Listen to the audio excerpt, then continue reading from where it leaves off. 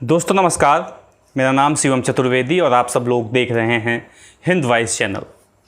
दोस्तों आज की जो खबर है वो टेलीग्राफ जो एक न्यूज़पेपर है उसी के हवाले से पूरी खबर है।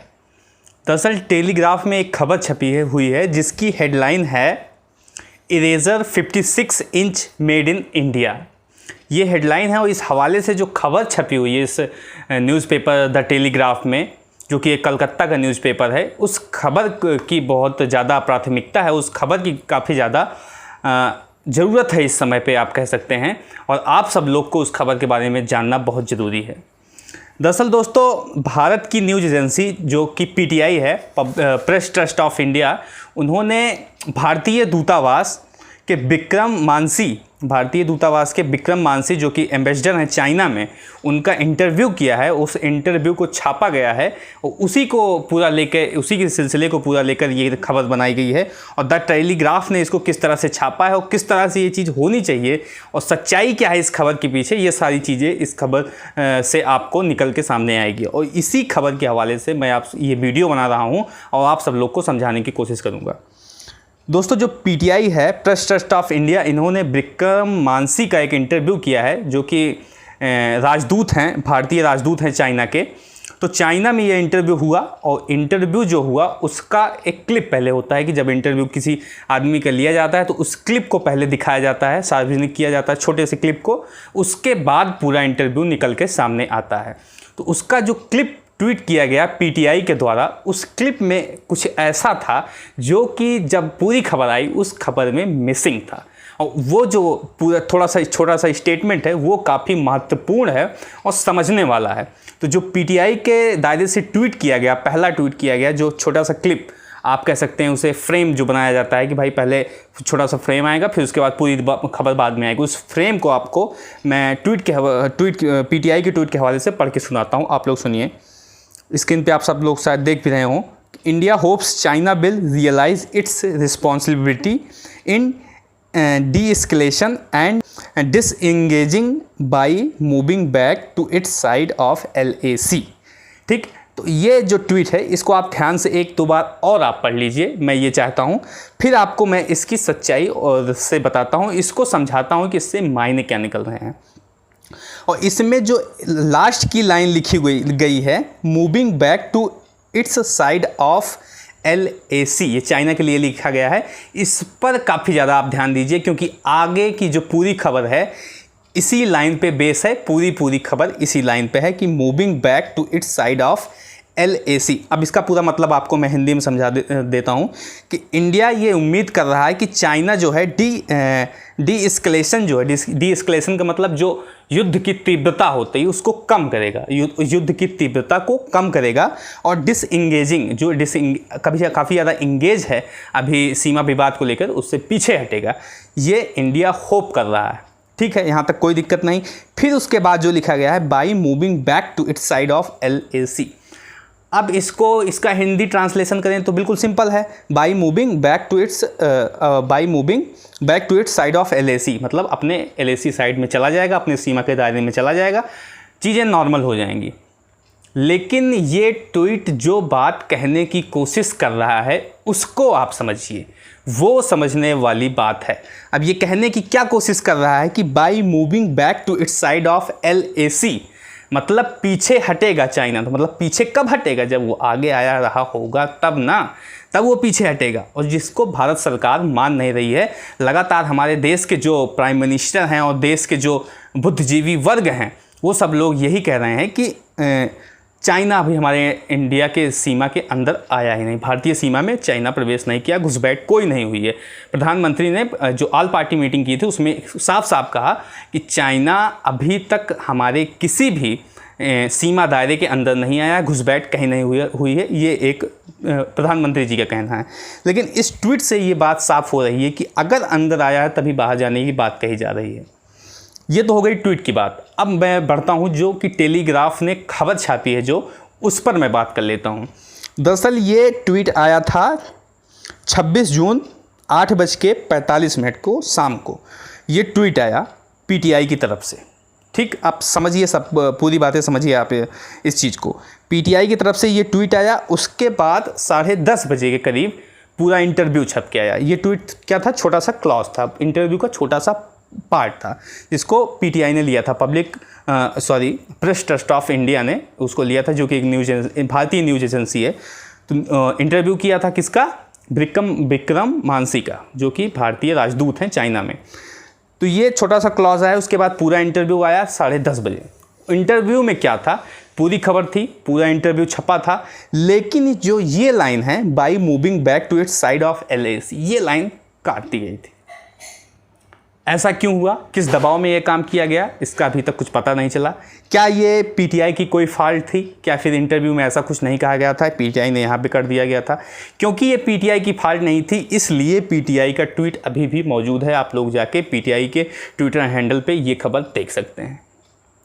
तो ये किसके दबाव के कारण मेन इंटरव्यू में ये बात काट दी गई, ये किसके दबाव के कारण हुआ, ये सबसे बड़ा सवाल है। इसी सवाल को लेकर पूरी जो खबर द टेलीग्राफ न्यूज़पेपर में छपी है, वो पूरी खबर इसी सवाल को लेकर पूरी खबर छापी गई है द टेलीग्राफ न्यूज़पेपर के अंदर।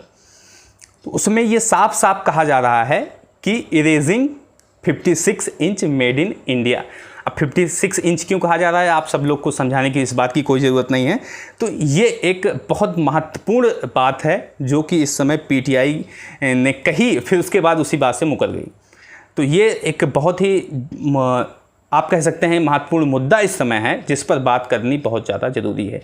क्या विक्रम मानसी, जो कि हमारे भारतीय दूतावास के राजदूत हैं, उन्होंने इस बात को कहा था कि चाइना पीछे हटेगा तो मतलब अंदर आया था तभी तो पीछे हटेगा?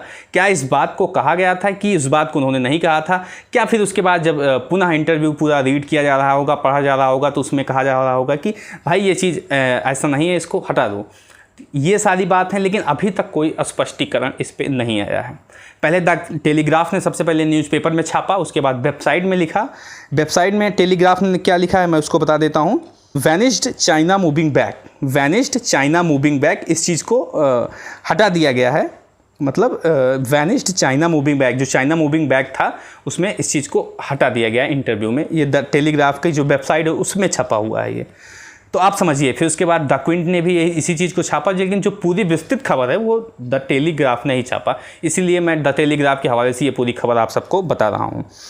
तो मुद्दा इस समय दोस्तों बहुत जटिल है और संकट की घड़ी है।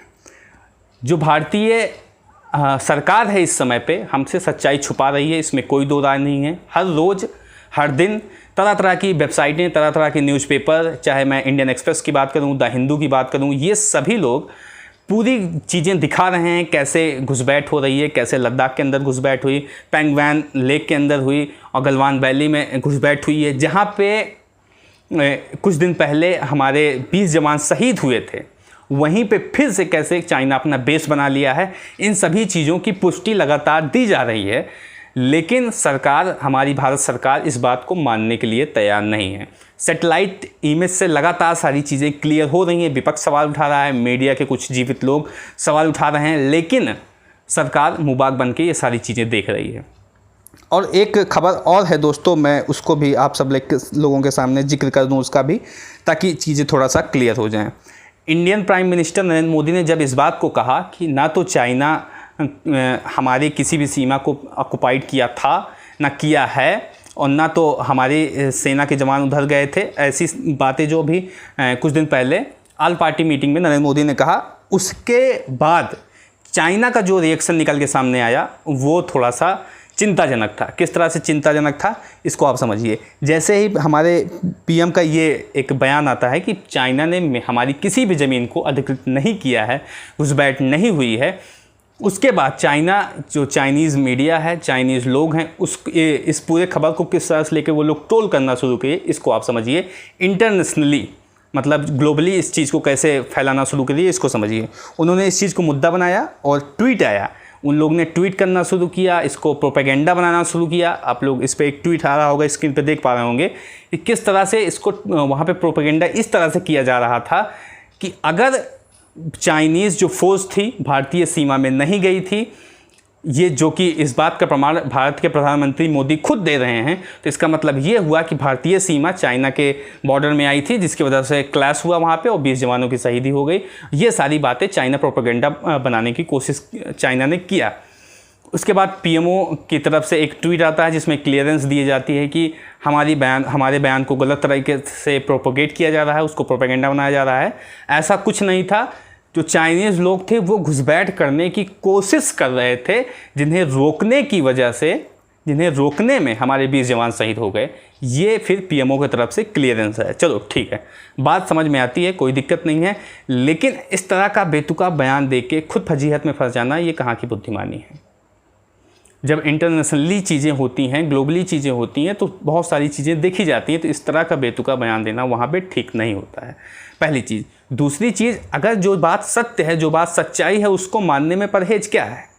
सच मानने से हम छोटे नहीं होंगे, हम कम नहीं हो जाएंगे, हमें कम आंकड़ा जाना नहीं शुरू किया जाएगा। सारी चीज़ें होंगी बशर्ते हमारी सेना को और मनोबल मिलेगा और हम अच्छे तरीके से एक्शन ले पाएंगे। लेकिन इससे एक घाटा हो जाएगा। घाटा ये होगा कि वोट बैंक में गिरावट हो जाएगी, राजनीति हल्की पड़ जाएगी, राजनीति सस्ती पड़ जाएगी, और जो आने वाले चुनाव हैं, बिहार के चुनाव, बंगाल के चुनाव, उसमें कहीं ना कहीं इसका परिणाम दिख सकता है। खतरा इस बात का है दोस्तों। तो दोस्तों, खबरें बहुत सारी हैं, बहुत सारी बातें ऐसी हैं जो कि आप सब लोग समझ पा रहे होंगे, देश की स्थिति को समझ पा रहे होंगे, किस तरह से चीज़ें को कल्टिवेट किया जा रहा है, उसको मोटिवेट कर दिया जा रहा है। सही खबरें आप सब लोगों के पास नहीं पहुंचाई जा रही हैं। लेकिन अब वक्त आ गया है, वो समय आ गया है कि हम सब लोग आगे बढ़ के सरकार की नाक में नकेल कस के सवाल को पूछें और जवाब मांगें। तो दोस्तों, इस वीडियो को देखने के बाद आपकी राय क्या है, उसको कमेंट बॉक्स में बताएं।